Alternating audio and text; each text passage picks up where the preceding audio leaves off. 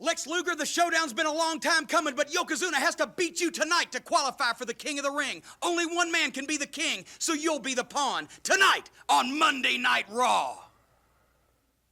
Yokozuna, this showdown between you and I is long overdue. It goes all the way back to the Intrepid. You constantly trying to embarrass and humiliate America comes to an end when we meet right here tonight on Monday Night Raw. What is going on, everybody? Welcome back to another Raw review. This one is from June 12th, 1995. As you heard there, Raw began with some words from Jim Cornette and Lex Luger hyping up their match for later tonight. The winner will take the last spot in the King of the Ring tournament.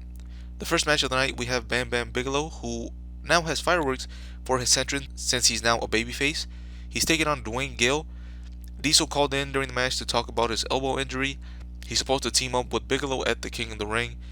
So they're just kind of throwing some doubt if he's going to be able to make it or not. And if he does make it, if he's going to be 100%. But Bam Bam Bigelow gets the win here with a headbutt from the top rope. Not much else to say there. And this rivalry has kind of slowed down a little bit. It went from like the main thing, obviously, with Shawn getting destroyed by Sid. Then Shawn comes back. And then Diesel goes after Sid. They have their pay-per-view match in your house. Bigelow is part of the $1 Million Corporation. He got kicked out. And now Shawn came back, but he's not going after Sid. Or they could have put him in the team here with Diesel to go after the $1 Million Corporation. Or make it a three-way, a six-man tag, with Bigelow, Shawn, and Diesel taking on three of their guys. But Shawn is in the King of the Ring. Diesel is now injured. Bigelow is just kind of there. I'm guessing that they didn't really have any intentions for Bigelow to be the main guy building this feud, but he has to because of the injury to Diesel. And the $1 Million Corporation hasn't really been doing much to further this storyline. Obviously, they've been talking trash, but they haven't really said much else. So yeah, I'm not really looking forward to this tag match at the King of the Ring. Then we get our first look at Waylon Mercy. Talks about how he likes worms, but he doesn't like when they crawl on him. Just like when he comes to the WWF, he isn't going to want wrestlers touching him or crawling all over him. Vince McMahon and Jerry Lawler basically say it's a bad gimmick without saying it. And then, speaking of Vince burying stuff, they toss back to the guy they've had promoting the products. This time the guy is selling some things called Mad Caps. If you lived in Mexico during the 2000s, you know what these are. I know them as tazos. So you pay like 3 pesos for chips, but you're really paying for the caps so you could try to collect as many as you could. I remember collecting so many of these one time when I went on vacation. And then I left them at our house that we have over there in Mexico, thinking, hey, I'll come back and I'll just continue the collection, right? And then when we went back, it was probably the next year, they weren't there anymore. I was like, what the fuck? Nobody lives here. Who would have taken them? Like, it pissed me off when I was like, what? I was like looking for them, and I was like, did I misplace them? Did I not remember where I left them? But I remember I left them in a drawer in our room or whatever. I go back the next year, they're not there. What the fuck? And then, adding insult to injury, they stopped putting those in the chip bag, so I couldn't even collect any more to make up for all the ones that I lost. But yeah, back to the show. The guy was promoting these caps, and Vince was making fun of the guy the whole time.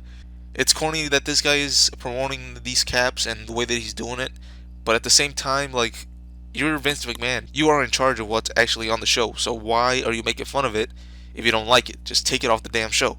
Vince is such a weird person, man. Like, he'll bury certain segments instead of just cutting them from the show when he's the one writing it.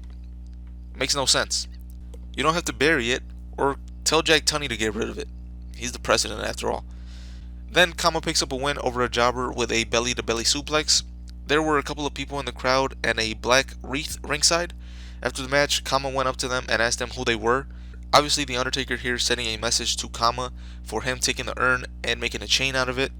This black wreath thing was done back in 1993 when Mr. Hughes stole the urn too. I think this is a good way for Undertaker to send a message to his opponents, but I would only have him do it for mid-card guys like Mr. Hughes or Kama Mustafa. I wouldn't have him do it against like The Rock or Stone Cold. They're just kind of cheesy. But in order to scare these mid-card guys, I like the gimmick. I don't know why they didn't continue doing it after this. We then got the King of the Ring update, and we got some promos from Sid and Jerry Lawler on their respective matches coming up. Nothing really of note. Jerry did have a prop foot, which he said was going to be what Bret Hart was going to kiss after he lost the match. Again, why is Bret Hart doing this? Put him in a title picture or something. Get him. Oh, Bret Hart versus Jeff Jarrett for the Intercontinental title? That wouldn't be bad. They could have done so much. Bret Hart and 123 Kid going after the tag titles against Owen and Yokozuna. I would pay to see that. Actually, not really, because I could care less about those tag team titles, especially with Yokozuna wearing them. But anything is better than having him going up against Jerry Lawler in a Kiss My Foot match. Up next, we had Man Mountain Rock. He took out a jobber and picked up the win with a submission hold.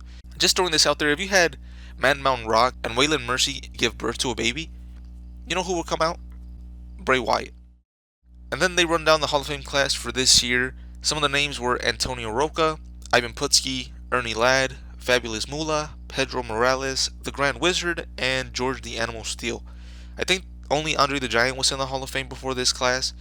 I don't remember them having one last year. All these guys joining Andre the Giant in, and those are some pretty good names if you ask me. I don't know who the Grand Wizard is, but for some reason, I feel like that name is synonymous with like the 70s and 80s in like the territory, so I'm not gonna. And Antonio Rocca, I don't know who that is, but anyway, moving on. Bob Backlund in the back searching for Man Mountain Rock. He finds a guitar just laying there and throws it on the ground. He goes off about how playing instruments are bad for society, and he starts going crazy and falls down into the cameraman. Someone please check on this guy, and I'm talking about Bob Backlund. Who cares about the cameraman? He looked really upset here about rock music. When he started looking around backstage and he asked, "Where's Rock?" For some reason, the first two names that popped into my head, obviously Dwayne The Rock Johnson and Don Morocco, even though Don Morocco shouldn't have been anywhere near my mind, seeing as I had just seen Man Mountain Rock in a match, like a segment or two ago. But I'm here thinking about Don Morocco being chased around by Bob Backlund. That's how insignificant Man Mountain Rock is. But somehow I thought that Bob Backlund was talking about Don Morocco instead of him.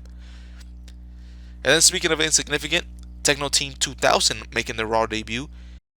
We skip to the end of the match where they hit a horrible looking double team spinning leg kick. Then one of them hits a reverse crossbody and nails the jobber right in the face. But believe it or not, they are actually now also in contention for the Birth of Fate Dominance Award, sitting at a beautiful 1-0 since making their debuts on Raw. They just need to win one more match for the award to be named after them. I do have to ask though, why are they debuting all these awful gimmicks so close to each other? Man Mountain Rock, the Blue Brothers, Mantar, Hakushi, Waylon Mercy, the Body Donnas, and now Techno Team 2000. It's like they had buy one, get 6 free at the territory convention or something. I'm pretty sure there's some other ones that I'm forgetting too. And yeah, Hakushi is a good wrestler, but he's a weird gimmick. And obviously, I'm not going to be complaining about Sunny being used here with the Body Donnas, but that's because she's going to become a different character, have a different gimmick, and nobody's going to complain about that. I guess as long as you're a guy.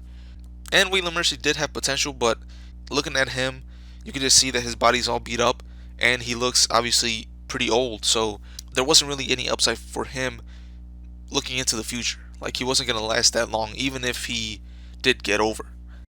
But when all these guys get matched up against Shawn Michaels, Razor Ramon, Bret Hart, they're all just going to look like jobbers, is what I'm really trying to say. Next, we have, I don't even know how I got into that tangent, to be honest with you. But next, we have Lex Luger versus Yokozuna for the last spot in the King of the Ring. We skip to the end of the match. Yokozuna rams Luger into the ring post and drops a leg on the outside. Yokozuna rolls back in the ring and Luger gets counted out. So Yokozuna takes the last spot and is going to be taking on Razor Ramon in the first round. It is what it is, but of course it would have been better if the original guys, Bulldog or Owen Hart, got that last spot instead. But whatever. Razor Ramon, Yokozuna in the first round of the King of the Ring. Then we see Jerry Lawler in bare feet stepping around in a horse stable, getting his feet ready for Bret Hart. Then we see footage from a Superstars taping where Jerry Lawler beat Aldo Montoya and then took his boot off and had Montoya kiss his foot. He had this man suck his toe. What the fuck is going on? And that's kind of bullshit if you ask me, like if I was Aldo Montoya, because he's in a feud with Bret Hart. He has that kiss my foot match at SummerSlam or whatever the fuck it is, King of the Ring. And why is he doing this to me? This was not a stipulation for this match. Like, I wouldn't have agreed to that shit. I'm not in any main storylines or anything. I'm fucking Aldo Montoya, but that's fucking disgusting to have another man's foot in your mouth. Having anybody else's foot in your mouth, unless you have a fetish in that. And I'm not gonna judge, but still, having somebody else's foot in your mouth, come on. As you can tell, I'm really pissed at this. Like, more than I probably should be. With how the show ends here, Yokozuna and Lex Luger being the final match, and and the stupid stuff with Jerry Lawler and his feet, this episode is going to get a bad grade.